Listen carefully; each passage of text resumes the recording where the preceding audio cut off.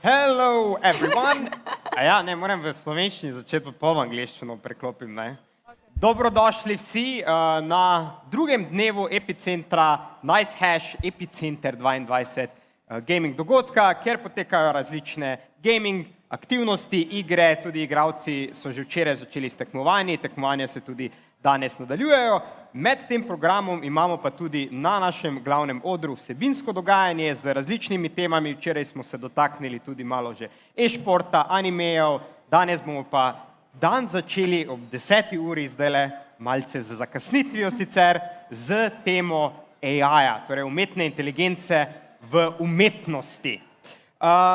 Za to debato imam zelo polno okroglo mizo tukaj z zanimivimi gosti. Za mano takoj na levi je Rok Gumzej, VFX artist, Hana Nekrep, ilustratorka, Tomaž Stupar, videografer in fotografer, in pa Inja Prebir, vizualna artistka, umetnica, vizualna umetnica. Sledeča pogovorna miza bo potekala v angleščini, kajti imamo gosta iz tujine. Tako da bomo preklopili v angleščino. Če kakšno vprašanje vmes, če vas kaj zanima, če mogoče kakšna stvar se v prevodu zgubi ali pa se kje, oziroma kaj mimo gre, odprto možnost podajam, da lahko dvignemo roke, tudi na koncu bo čas za kakšno vprašanje iz strani publike. In zdaj preklapljamo v angleščino. Welcome, dear guests. Today we're going to talk about the usefulness of AI in modern art and digital work.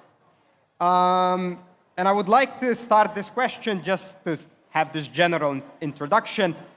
How do AI programs work? How do they generate content? We can start anywhere, from the artistic side, from the, maybe an artist here, VFX artist, maybe you can start. Okay, so yes.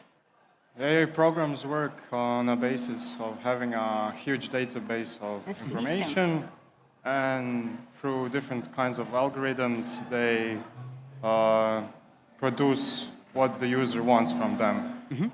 And through time, the algorithms are getting refined, so the user can get more exact results of what they're looking for. Mm-hmm. And it's also very case-specific, so it takes a bunch of data and information and a bunch of power to get what you're looking for. So it's not really something that a user on his own PC can use, but mostly for big companies. And so yeah, it's case specific in this time, but through time it's going to get more refined and be able to, so a wider audience will be able to access everything. You put in a prompt, it generates whatever the prompt is, and as time goes on, it should get better. It will get better for sure. Is that being used in your field, VFX? Well, let's say, yeah, for VFX, it's very useful since we always get input from clients and they have a certain requirement. And usually it was just like drawing in Paint or something, and now they can write in a prompt, and we get sort of what they're looking for, and then we can have a faster communication and it's way more exact what the outcome is. Okay. Hana, as an illustrator, how does AI already exist in your field? I mean, it exists in all the fields, in technology, in medicine, in automobiles. AI is already here for 70 years. We are just speaking about it more now that it invaded artistic fields also, because many of us artists are questioning like if it's needed. It's very needed in a lot of fields, but to create art, for now, maybe in the future it will be a really useful tool, but for now it's taking kind of stolen images, stolen data to fuel itself. All AI works that you input data, it analyzes it, and then creates something from statistics, from probability. So I don't know, it doesn't affect me so much because I'm traditional artist. I don't work so much digitally. But I think it's from photographers or videographers, but on the other hand, I see it as more of a tool than as a nuisance to our jobs. So it's quite useful. It has helped me in my projects a lot. They're saying they're going to bring it slowly to Premiere as well, so we'll be able to work with video, so multiple frames. But even now, you can incorporate it in video work. You can take, for instance, I filmed an interview and it was a bad location and there was an electrical socket right off screen. So you had half of an electrical socket in the frame. I took one still from the 2-minute interview, imported it into Photoshop, used generative fill, a lot of feather, and it solved the problem. Something that I guess I could also do with content-aware fill, so the previous version, I guess, which didn't use AI, but it's much easier, so it's quite useful in the field. So a more positive view of it, maybe? Absolutely. Yeah, okay. Visual artist? So, from the aspect of like traditional media, like painting, like illustration, it doesn't really affect it. It might affect the like amount of people actually seeking out illustrators and actual artists because they can create the images that they want much faster. I think it's gonna depend much more now on actually the image of the artist, and that's what's gonna be the strong point of like the human-made art. In the sense of, for example, animation, there is already animations on YouTube that are done very well by just converting the video that you make into animation and then like deflickering and then getting rid of certain like frames that are like a bit out of place, and you get really good animation. Like rotoscoping, you mean? Like Yeah. yeah. Yeah, Okay. basically, and they took it up a notch. They like used like VFX also programs to make it like an animation. So yeah. So we now opened like many doors where we can a bit explore. We had the ethical dilemmas of where the art comes from. We have the job topic of it. We have maybe the topic of this new art form in a way. Maybe we start with the art form. Let's go a bit in that. Do you think that maybe AI could be like a companion for an artist, like a tool, companion, whole new area of like a media? How do you look? How do you view that? Is just a tool, as a companion, as a disruptive, maybe technology? I think Yeah. How do you view it? Yeah. depends mostly on the perspective of the person using it. It can be a tool, it can be a companion, and it can be a disruption. It's all based upon what you want out of it. I think creating art with AI is like 50% technical and 50% artistry. So it's still very new, very undiscovered, very unpredictable.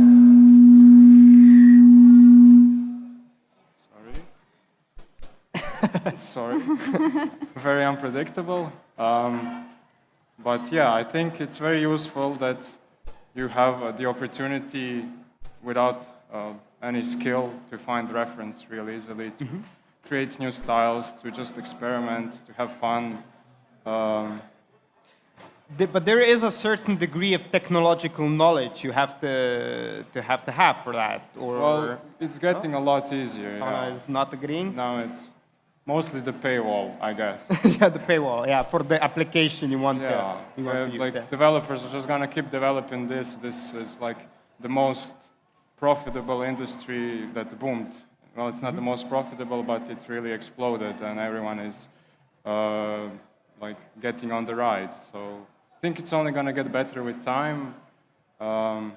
Then we get into the moral dilemma more than the artistic dilemma.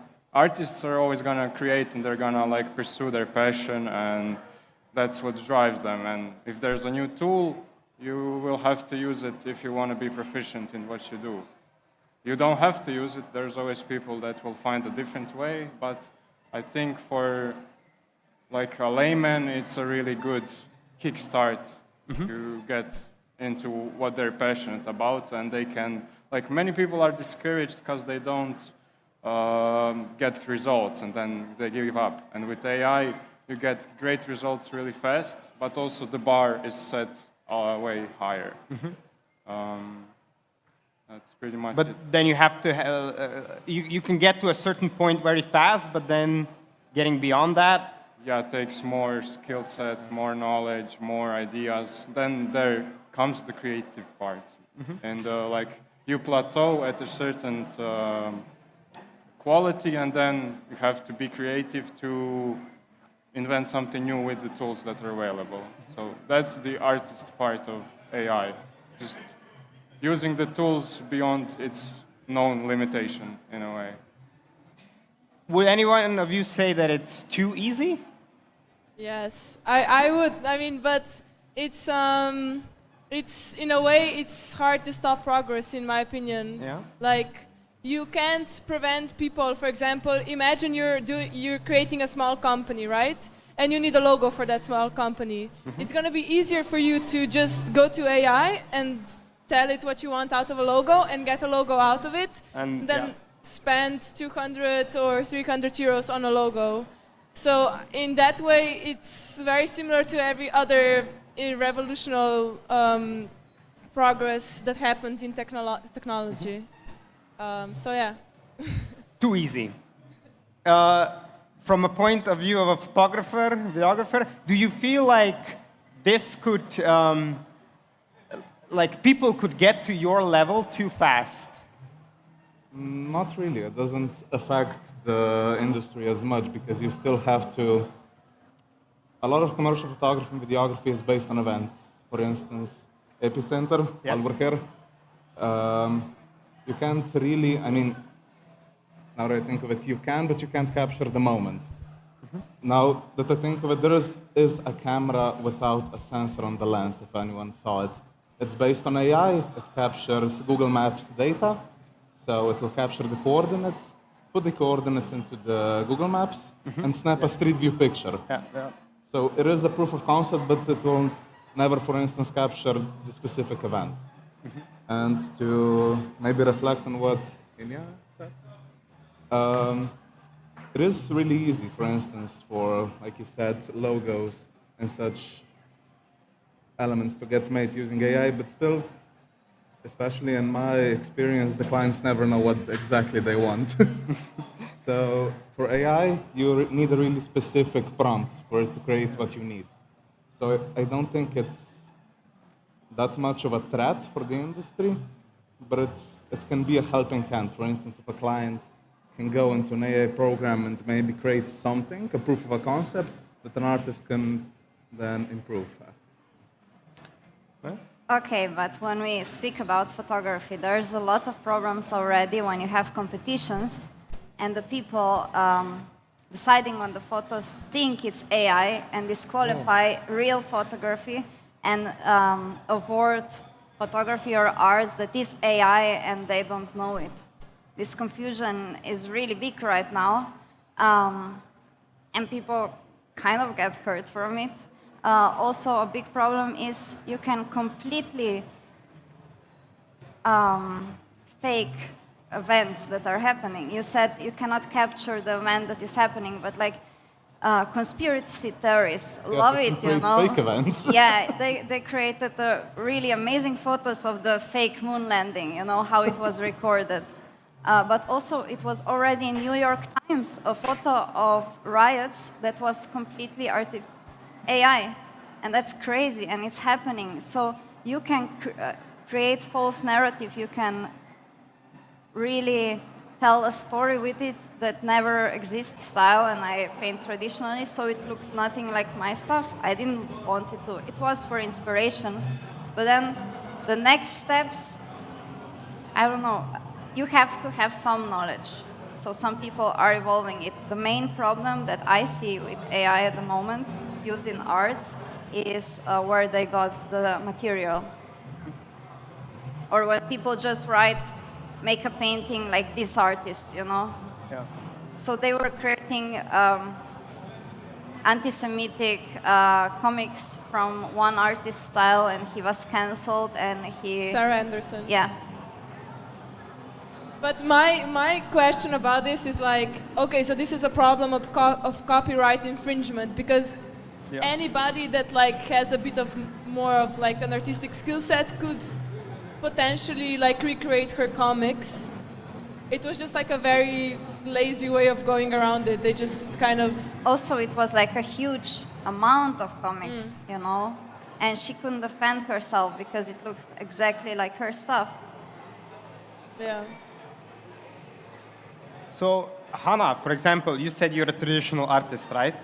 I mean, I do digital. Yeah, and but- you have your own, you have your very unique style, and it's very you. And when I see a picture, if it's from you, I will know it's from you.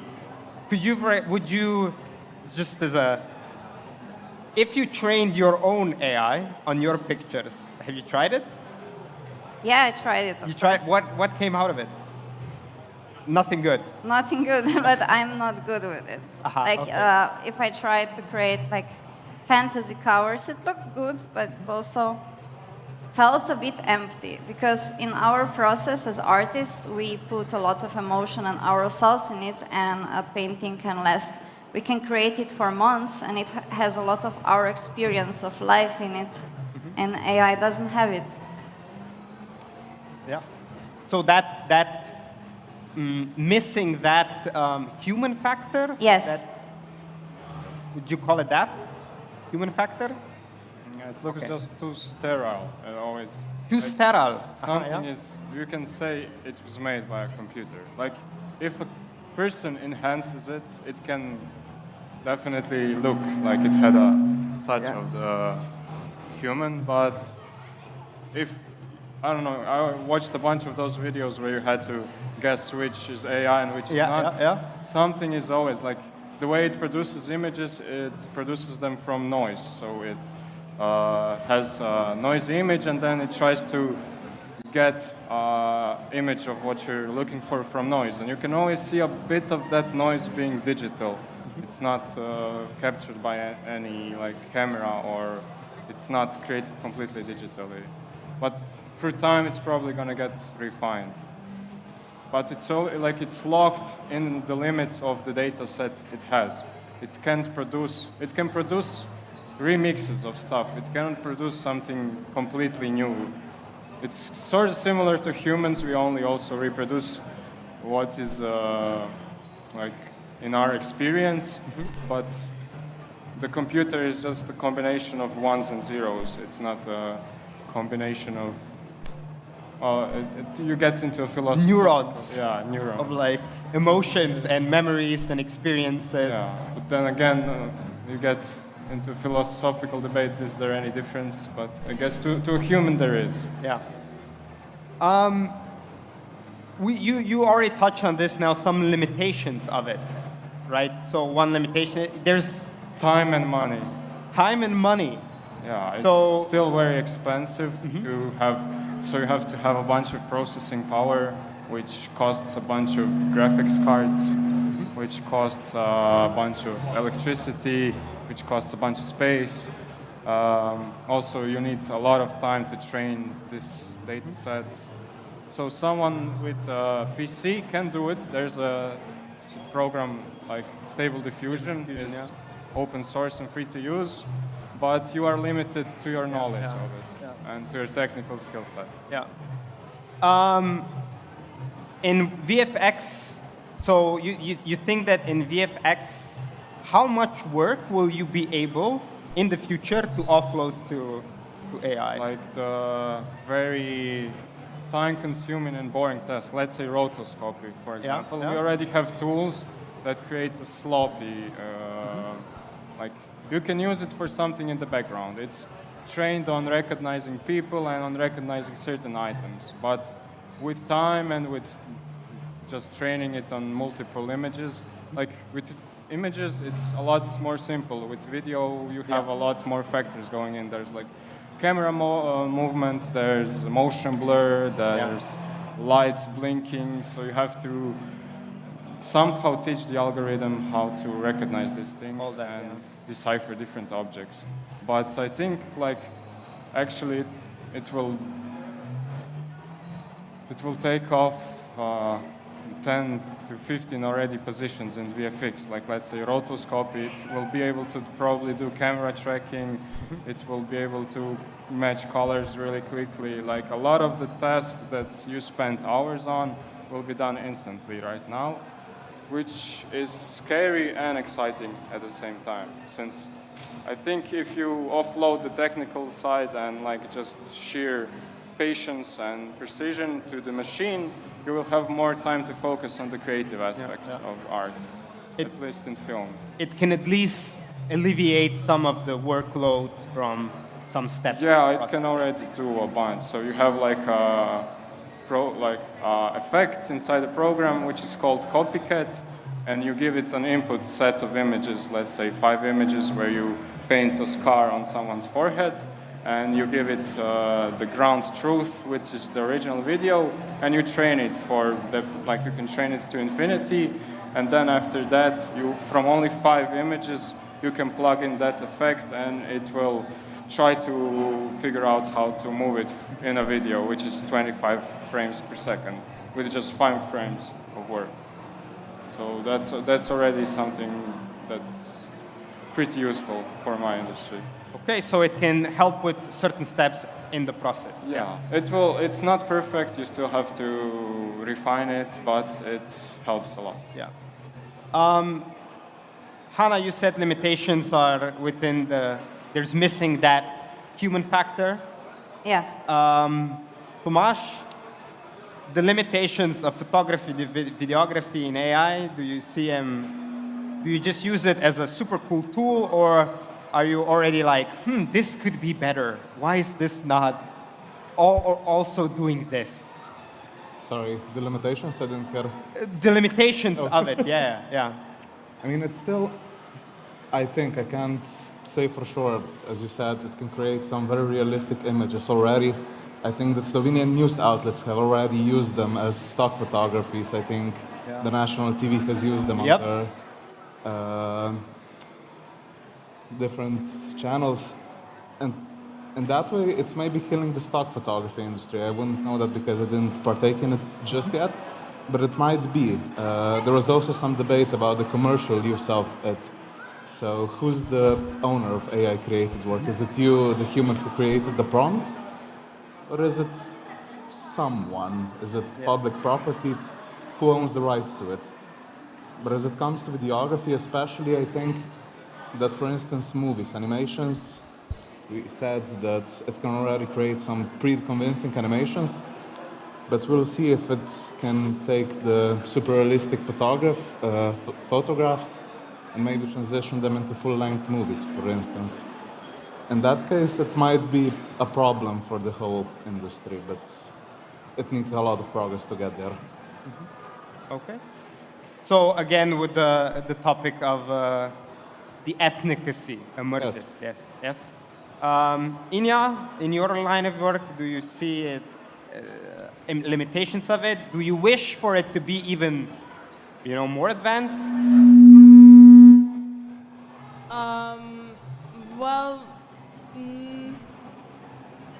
I see the limitations mostly in the sense that it's not if you use speech to image generation. And then use that to train itself to generate new images. What's your opinion on that? How do we address that going further in the future? Is that something you feel like should be allowed, should not be allowed, how do we tackle that? That's a difficult one. It's difficult, Yeah, there's not a black and white solution to this for sure. Mm-hmm. We come into the problem of people creating fake news, people creating fake people. You can basically simulate someone saying anything. You can create a Morgan Freeman avatar saying anything. also the thing that you mentioned, that they just sourced images randomly online. In a way, it was available to them, so in that sense, they did something revolutionary, and I think there's always going to be something dark about revolution, unfortunately. That's how humanity works. And I don't think like our opinions really matter in this case, unfortunately. But it's just going to keep on going forward. That's the thing. The train is not stopping. It's not stopping. Just going faster and faster. Is that, do you feel, is that scary as an artist? You can get scared or you can get excited. Like as an artist, you will always have to overcome hurdles. You will. In the past, you had to overcome hurdles of getting the material, finding time to create art. I think it's going to be the same. It's just transferred into a different medium. Struggles all the way. Struggle is always going to be here. If Yeah, you wanna- I think in art, in general, it's like a very high risk, high reward ratio. So like every artist that has succeeded has like grinded very hard, and like there's a bunch of artists that like will never probably succeed just because it's that saturated of a market. So they're just gonna have to work harder in that sense, I think. I mean, high risk,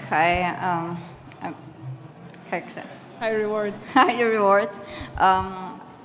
People who are developing AI, 10% of them are scared that AI will kill us all. So that's a big risk that's happening in other fields like medicine, or if it will try to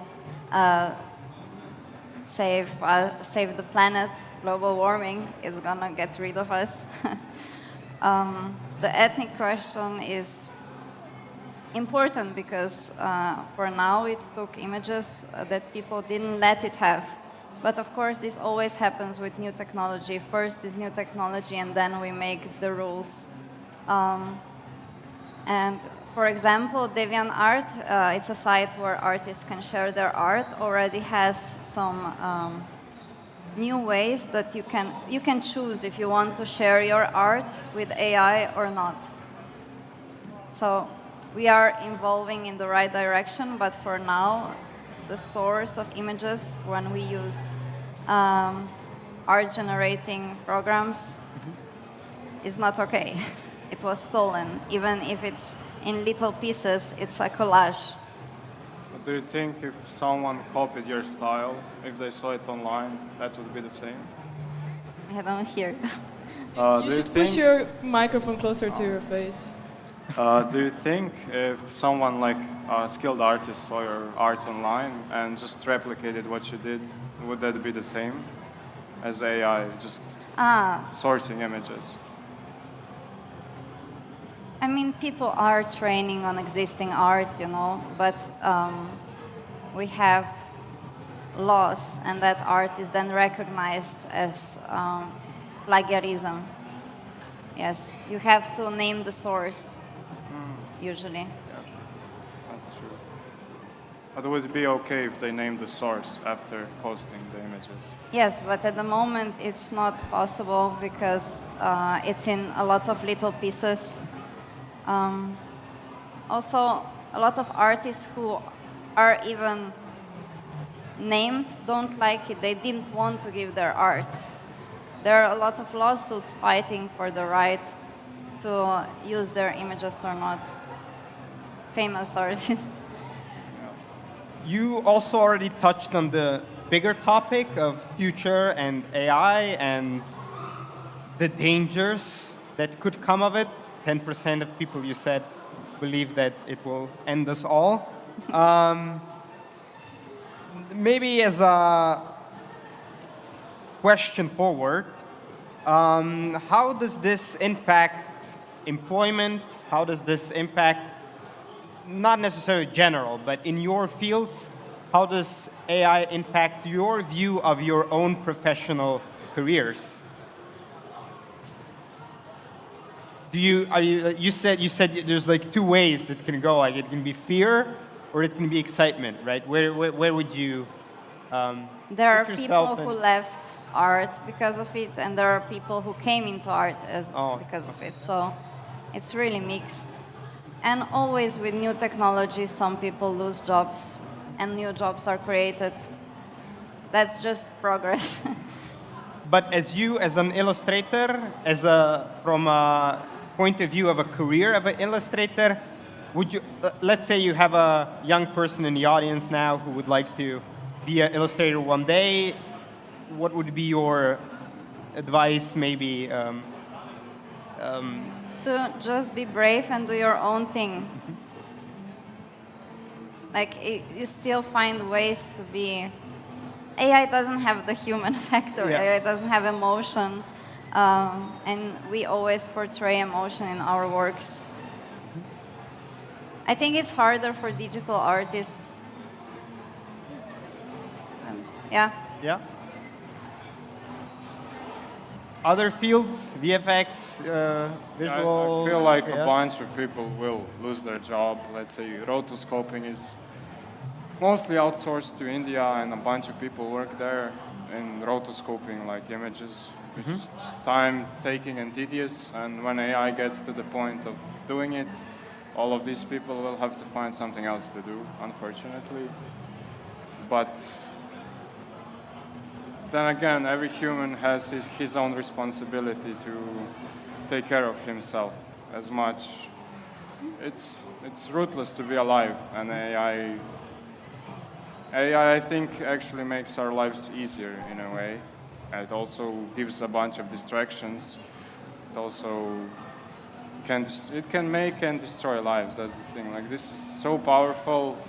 Like, creating intelligence that can be sentient in a way in its own. It's playing God, you know, in a sense, definitely. And we have the power, maybe. We have the power to shape it. So yeah. As Hana said, you just have to be brave and go forward. That's, if you choose to be anything in life, that's the way to move forward. Yeah. Train. Don't stop the train. Yeah, just go. Just do it. Just do it. As much cheesy as it sounds, it's the only way. Okay. Waiting will not change anything. And crying about new stuff and things that changed will not help you in any way. Embrace it. Accept it. Yeah. Explore it. Yeah. If you can't beat it, join it. But still be critical of it. Absolutely. Yeah. Always be skeptical and critical of everything you do. Yeah. I think in the terms of like fine arts, it really depends also on the society, because you have societies that put a big influence on fine art and like they have a space for it. They give like a part of their tax returns, a part of their like infrastructural investments into art, and that's in the legislature. So it won't change until it will be necessary. But I think like it's also in the like culture of the people that they like that. I think in Slovenia we're lacking in that compared, for example, to Belgium. That in Jurassic Park, where they used puppets, but they also started using 3D modeling and stuff. So like how now we can't even like fathom cartoons from Pixar and like Disney where they are 3D animated, and it's gonna change, I think, in the same way. It's just gonna take a lot of like relearning. Are you excited for it? Well, I think when we come to that point, I'm gonna be a bit too old to want to change, but I think it's gonna be really exciting for the younger generations. I think the generations that are gonna enter art at this point are gonna be a lot more nimble with like using AI and using their own art, because they will grow up with it. Tomaž, what are your views on the impact on the industry? I mean, it's definitely, as you said, it's more of a next step, next upgrade in the field. It's not a replacement. Maybe it's a replacement for some outdated processes. And it's just the next step. It's the natural process. The industry is going to evolve, especially the ones connected with any kind of digital work. So this time it's AI. The last time, I have no idea what it was, but it's definitely, as you said, an animation. So the use of puppets in digital art. It's definitely just the next step, and it's gonna take some adjusting too, changing of processes, but it definitely won't be the, how would you say it, the problem of the industry. It's gonna evolve it, I believe. I would just like to add, and then you can add, Hana, that like this only applies to art. Like we can't even fathom the changes that are going to happen in other fields, and those other fields, if they aren't regulated, can cause a lot of potential damage to human society. But also a lot of good. Like Yeah. we already have self-driving cars to some extent in medicine, like in operations where human operate. There is a big failure rate. There's a lot of problems, and AI is looking very promising also in discovering illnesses years before they are visible to humans from images. So I'm excited for that. But my question is also, like in those fields of work, who will be held accountable for malpractice in the case if AI does the malpractice? I am sure somebody will still be observing the process. Yeah. Like, you need people to operate machines. This will be the same. There will be a job for it. Also, I think it's a very bad thing is it's used in poetry already and in screenwriting. And it doesn't write anything original at all. So the future, both scary and exciting, not stoppable. The train is going already. Unless a solar flame, unless a solar flare comes, then Yeah. I guess we're out of electricity for a while. And the human factor will still be an important factor in the artists' Also, it's evolving faster and faster. Like we had this idea in 10 years it will be able to do this. Yeah. Like even Mid-Journey first, if you Yeah. said, give us an image of salmon in the river, it put the steaks, like fillets of salmon in the river. Or it made hands with 8 fingers. It Yeah. overcame this in like 2 days. Yeah. We cannot imagine the progress that it will happen in our lifetime. We have to conclude our debate. I would like to thank all the guests, Laura, Hana, Tomaž, Inja, thank you for coming. Thank you for this lovely debate. I wish you all best of luck on your career paths forward. May AI be a companion, not an enemy. T-2 Glavni oder na NiceHash EPICENTER 22 omogočajo sponzorji ByteZone, X, T2, Xbeam, Element, Fanshop, Optoma, Alive, Game Gang, Noctua, Radio City, Vzajemna in seveda NiceHash.